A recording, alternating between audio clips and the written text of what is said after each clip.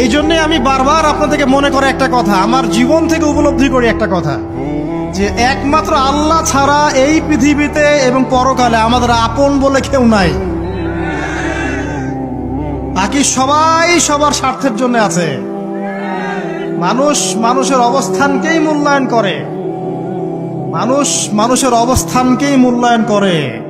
আল্লাহ রাব্বুল আলামিন আপনার ভিতরটাকে ভালোবাসেন। দেখেন, আপনি যখন নামাজ পড়েন নাই, আল্লাহ পাক কিন্তু আপনাকে ধ্বংস করে দেন নাই। আল্লাহ পরম করুণাময় আপনাকে হেদায়েত দিয়ে নামাজি বানিয়ে দিয়েছেন।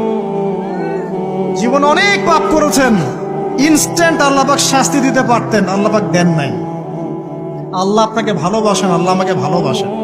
আল্লাহ পাকের এই ভালোবাসার ঋণটা শোধ করার জন্য হলেও নামাজি হয়ে যান, আল্লাহর পথে ফিরে আসেন, দিনের জন্য কিছু করেন, দিনের ফিকির করেন, পড়াশোনা করেন।